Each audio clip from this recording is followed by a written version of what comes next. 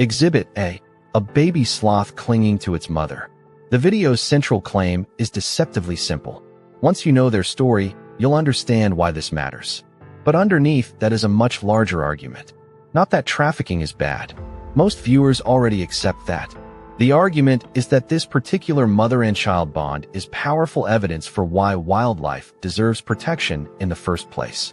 The question isn't whether the story is emotional. The question is whether the video earns that emotion. The strongest evidence arrives early. The footage doesn't begin with dramatic rescue action. It begins with stress. We see close-ups of the mother, withdrawn and tightly folded into herself. The narration reportedly points out that extreme stress does not always look the way people expect. That's an unusually valuable observation because it resists turning suffering into spectacle. Instead of asking the audience to react to visible panic, the video asks them to pay attention to quieter signs. What does the video actually prove? It proves that these animals were rescued after being intercepted from suspected traffickers. It proves that the mother and baby maintain a powerful attachment. And it proves that experienced rescuers treat that attachment as something worth preserving. Notice how much work the images do here. The baby isn't presented as a mascot. It's presented as a dependent animal whose relationship to its mother is central to its well-being. Here's where the argument becomes more interesting. Many wildlife stories accidentally make animals seem interchangeable. Save one, lose one, rescue another tomorrow. This video does the opposite. By focusing on a specific mother and a specific baby, it reminds viewers that conservation begins with individual lives. That's not a scientific argument. It's a moral one, and it is presented with unusual clarity. Now for the assumption hiding in plain sight. The video invites us to see maternal attachment and immediately translate it into ethical responsibility. Is that a leap? In one sense, yes. A sloth's worth does not depend on behaving in ways humans recognize. Yet the beauty of the piece is that it never traps itself in that logic. The bond is not offered as the reason sloths deserve protection. It's offered as a window through which viewers can finally see what protection means.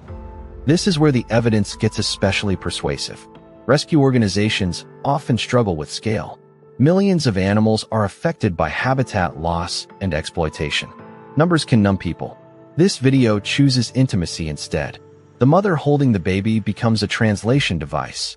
A huge environmental problem is rendered visible through a relationship that anyone can understand. That's not simplification. That's communication.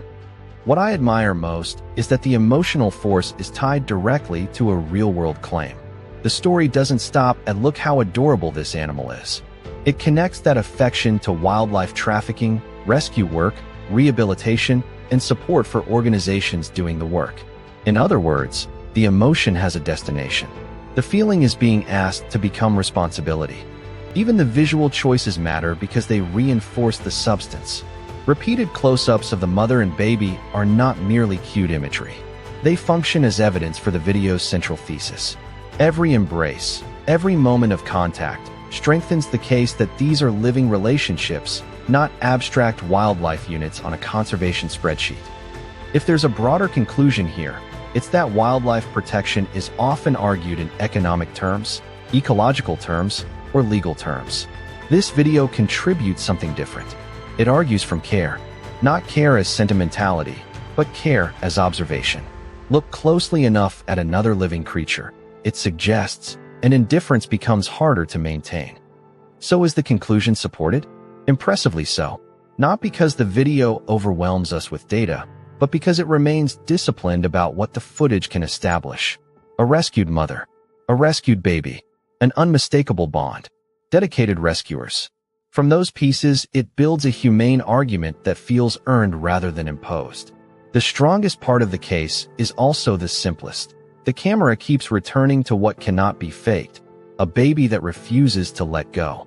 Verdict: an exceptionally valuable piece of wildlife advocacy disguised as a short rescue story. It respects the animals, respects the audience, and turns attention into compassion without losing sight of the larger issue. If you enjoy putting emotional internet stories on the witness stand and asking whether they actually prove what they claim, stay for the next verdict.